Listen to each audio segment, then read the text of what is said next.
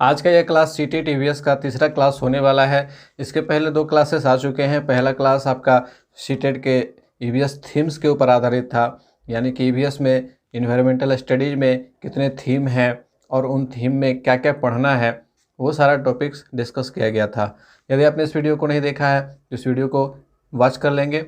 और दूसरा class EVS के पेड़ पौधे से संबंधित था। ईवीएस में बहुत सारे ऐसे प्रश्न पूछे जाते हैं जो पेड़ पौधों से संबंधित होते हैं, तो जितने महत्वपूर्ण पेड़ पौधे हैं वो आपको इस क्लास में मिल जाएंगे। और आज का यह हमारा क्लास ईवीएस एनिमल्स के ऊपर आधारित है, यानी कि जितने भी जीव जंतुओं से महत्वपूर्ण प्रश्न पूछे जाते हैं वो सारे इस क्लास में आपको देखने को मिले। नए जोश और नए उत्साह के साथ नई तैयारी को एक नए आयाम देने के लिए चलिए बढ़ते हैं क्लासेस की ओर। और जैसा कि आप स्क्रीन पर देख पा रहे हो कि इस क्लास में आपको क्या क्या सीखने को मिलेगा, कौन कौन से भी प्रमुख जंतु हैं जिनसे सवाल पूछे जाते हैं। तो यहाँ पे आप देख सकते हो कि हाथी, मधुमक्खी, सांप, स्लॉथ, बाघ, गेंडा, जिराफ, चिंपैंजी, डॉल्फिन, गिलहरी और केंचुआ, ये कुछ ऐसे प्रमुख जीव हैं जिनसे अक्सर सीटेट में सवाल पूछे जाते हैं।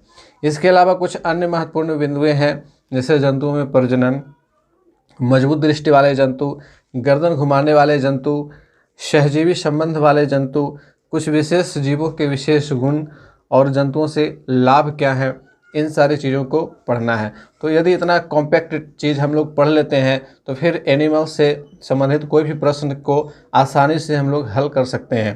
तो चलिए शुरू करेंगे क्लास की ओर बढ़ेंगे। और सबसे पहला जीव हमारा जो है वो है हाथी। आप जैसा कि यहाँ पे स्क्रीन पे देख पा रहे हो, यहाँ पे मैंने दो हाथी का डायग्राम लिया है, चित्र लिया है। African elephant and Indian elephant, दोनों हाथियों में क्या अंतर है, बेसिकली आप इसे ध्यान से देख सकते हो चित्र में। तो आपको दिखेगा कि अफ्रीकन जो एलिफेंट होते हैं, अफ्रीकन हाथी होते हैं, उनका शरीर जो है वो ज़्यादा बड़ा होता है। उनके शरीर की लंबाई भी ज़्यादा होती है, वज़न भी ज़्यादा होती है भारतीय हाथी की तुलना में। भारतीय हाथी अफ्रीकन हाथी की तुलना में थोड़े छोटे होते हैं। तो आप यहाँ इस प्रकार से इसे देख सकते हो।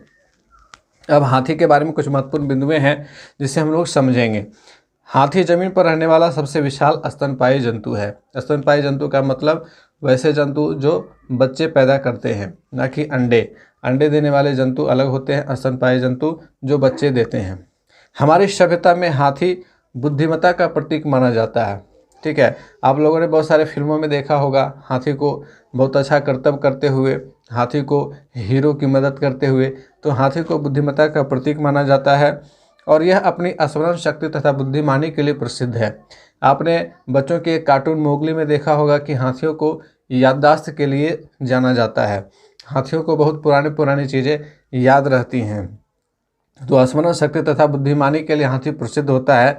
हाथी की बुद्धिमानी डॉल्फिन तथा वनमानुषों के बराबर माना गया है। किसके बराबर माना गया है? तो डॉल्फिन और वनमानुष के बराबर हाथी की बुद्धिमानी को माना गया है। कई फिल्मों में ऐसा उदाहरण देखने को मिलता है जहाँ पे हाथी और बंदरों को दिखाया गया है जो हीरो की हेल्प करते हैं। एशियाई हाथी अफ्रीकी हाथी से छोटा होता है। इसके कान छोटे होते हैं और अधिकांशतः नर में हाथी दांत पाए जाते हैं। ठीक है, तो ये कुछ महत्वपूर्ण बिंदुएं हैं और भी कुछ महत्वपूर्ण विशेषताएं हैं। विशेषताएं इसकी क्या हैं कि हाथी एक अच्छा तैराक होता है। हाथी बहुत अच्छा तैराक होता है। इतना विशाल शरीर होने के बावजूद हाथी तैरने में सक्षम है। हाथियों में सूंघने की क्षमता काफ़ी तीव्र होती है और यह बहुत दूर से सूंघ सकता है, आने वाले खतरों का अनुमान लगा सकता है, कहाँ पे भोजन है उसका पता लगा सकता है। तो हाथियों में सूंघने की क्षमता काफ़ी तीव्र होती है। हाथी के दांत निरंतर बढ़ते रहते हैं, लाइफ टाइम बढ़ते रहते हैं। एक वयस्क नर के हाथी दांत लगभग 1 वर्ष में 18 सेंटीमीटर की दर से बढ़ते रहते हैं। हाथियों के कुल 28 दांत होते हैं। हमें 2 बाहर दिखाई देते हैं। बाहर जो दांत दिखाई देते हैं वो उनके खाने में सहायता नहीं करते हैं। खाने के जो दांत होते हैं वो अंदर होते हैं और ये कुल 28 दांत होते हैं। एक वयस्क हाथी एक दिन में 100 किलोग्राम से ज़्यादा पत्ते और झाड़ियाँ खा लेता है। तो एक वयस्क हाथी का भोजन कितना है? तो लगभग 100 किलोग्राम झाड़ियाँ और पत्ते वो खा लेता है। हाथी बहुत कम आराम करता है यह एक दिन में केवल 2 से 4 घंटे ही सोता है। सीटेट में काफ़ी ऐसे सवाल देखने को मिलेंगे जहां हाथी से जुड़े हुए फैक्ट दिए हुए रहेंगे और उनमें से चुनना रहेगा कि कौन सा कथन सही है, कौन सा कथन सही नहीं है। तो यहाँ आप ध्यान रखोगे कि हाथी बहुत कम आराम करता है। मैंने कई प्रश्न में देखा है सीटेट के कि हाथी के संबंध में इस ऑप्शन को गलत करके लिखा जाता है कि हाथी दिन भर में 8 से 10 घंटे सोते हैं। तो आपको याद रखना है कि हाथी एक दिन में केवल 2 से 4 घंटे ही सोते हैं। हाथी को पानी और कीचड़ से खेलना बहुत पसंद है क्योंकि इससे उसके शरीर को ठंडक मिलती है। ठीक है। हाथी के बड़े बड़े कान होते हैं, इसका इस्तेमाल यह पंखे की तरह करता है, वह हिला करके हवा करता है। 3 महीने के हाथी का वजन लगभग 200 किलोग्राम होता है। इस पॉइंट को भी अक्सर सीटेट के प्रश्न में देखा गया है। हाथियों के झुंड में केवल हथीनियाँ और बच्चे ही रहते हैं।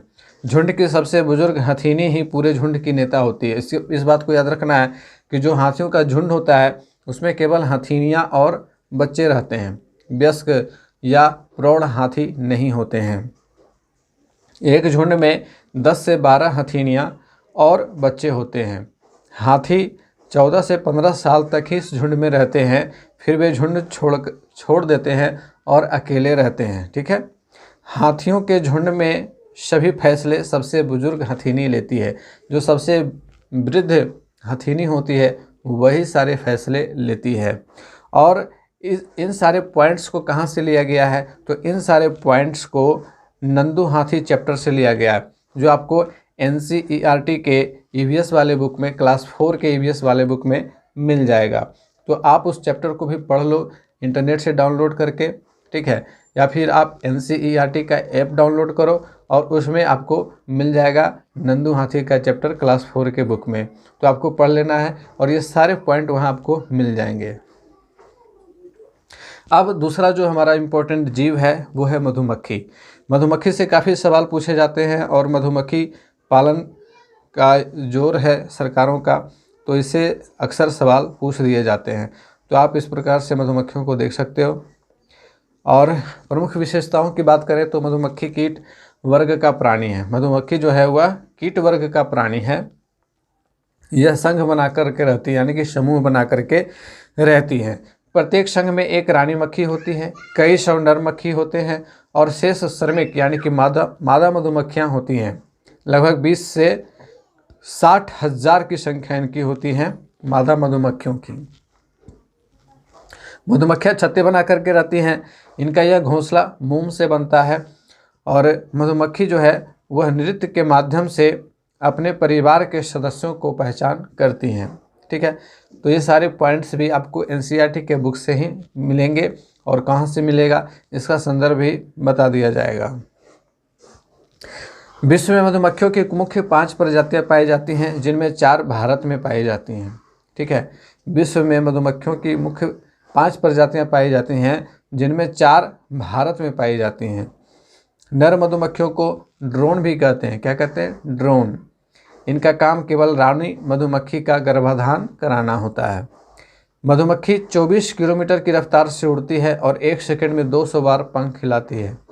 ये काफ़ी इंटरेस्टिंग फैक्ट है मधुमक्खियों के बारे में। 1 किलो शहद बनाने के लिए पूरे छत्ते को लगभग 40 लाख फूलों का रस चूसना पड़ता है और 90,000 मील उड़ना पड़ता है। एक मधुमक्खी का औसत जीवन काल लगभग 45 दिन होता है। 45 दिनों तक उनका जीवन काल होता है। अक्टूबर से दिसंबर तक का समय मधुमक्खियों के अंडे देने का होता है और अक्टूबर से दिसंबर के समय में ज़्यादातर मधुमक्खियाँ जो है वो अंडे देती है। इनके छत्ते में जो है काफ़ी तेज़ी से अक्टूबर से लेकर के दिसंबर के बीच संख्या बढ़ जाती हैं। अब अगला पॉइंट है बाघ के ऊपर। बाघ हमारे देश का राष्ट्रीय पशु है और बाघ से संबंधित कुछ महत्वपूर्ण बिंदुएं जो हैं वो इस प्रकार हैं। बाघ अंधेरे में हमसे 6 गुना बेहतर देख सकता है। बाघ के देखने की क्षमता हमारे से 6 गुना ज़्यादा बेहतर है।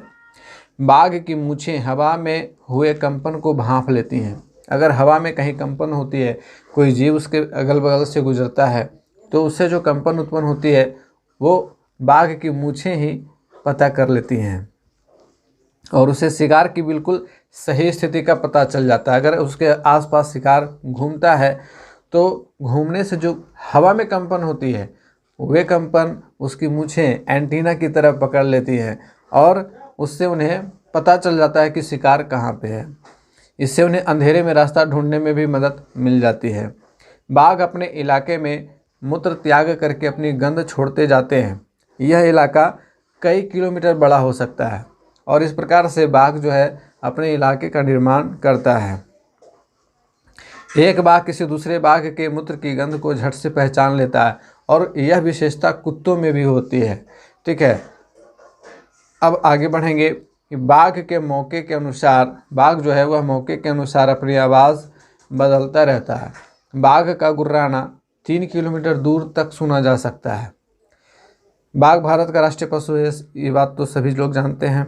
भारतीय वन्य जीवन बोर्ड द्वारा 1972 ईस्वी में शेर के स्थान पर बाघ को भारत के राष्ट्रीय पशु के रूप में अपनाया गया। पहले भारत का राष्ट्रीय पशु शेर था, लेकिन 1972 में शेर के स्थान पर बाघ को भारत का राष्ट्रीय पशु बनाया गया। भारत में बाघों की रक्षा के लिए प्रोजेक्ट टाइगर 1973 ईस्वी में शुरू किया गया था। काफ़ी इंपॉर्टेंट फैक्ट है, आप इसे याद रखेंगे कि भारत में बाघों की रक्षा के लिए प्रोजेक्ट टाइगर कब शुरू किया गया, तो 1973 ईस्वी में शुरू किया गया था। भारत में बाघ का शिकार पूरी तरह प्रतिबंधित है। इसका शिकार करना बिल्कुल जघन्य अपराध माना जाता है। बाघों की घटती जनसंख्या और इसके संरक्षण के प्रति जागरूकता बढ़ाने के लिए प्रतिवर्ष 29 जुलाई को संपूर्ण विश्व में विश्व बाघ दिवस मनाया जाता है।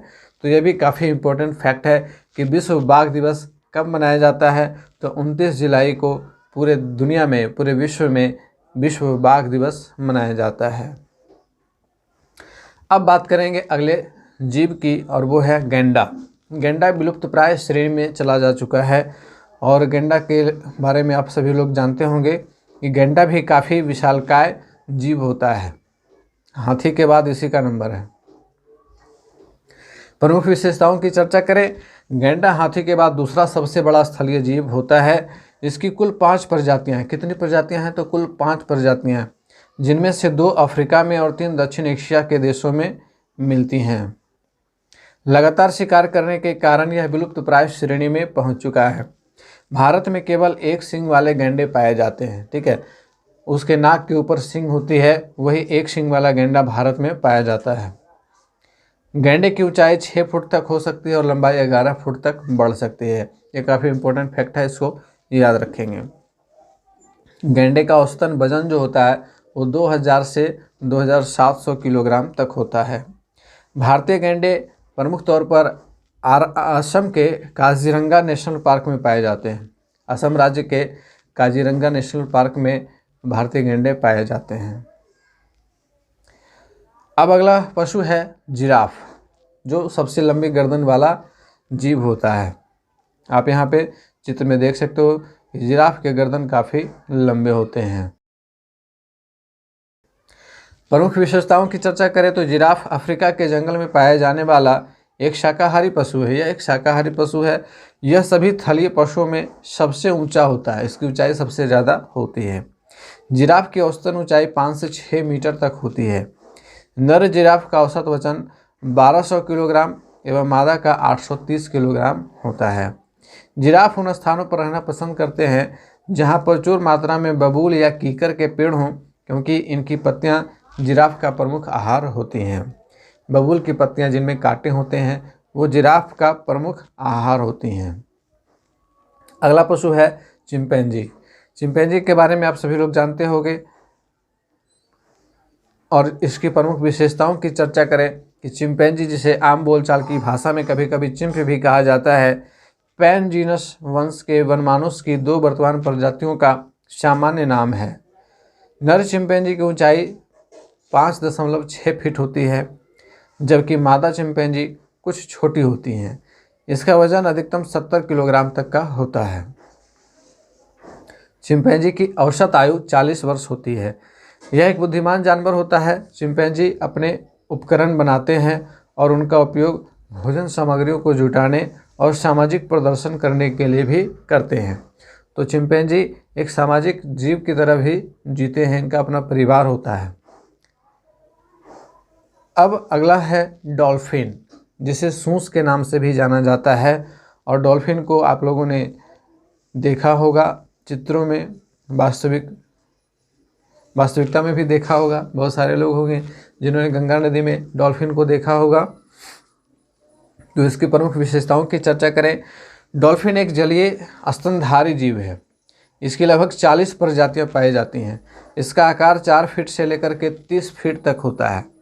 डॉल्फिन पृथ्वी के कुछ सबसे अधिक बुद्धिमान जीवों में से एक है और अपने दोस्ताना व्यवहार को लेकर के काफ़ी प्रसिद्ध है।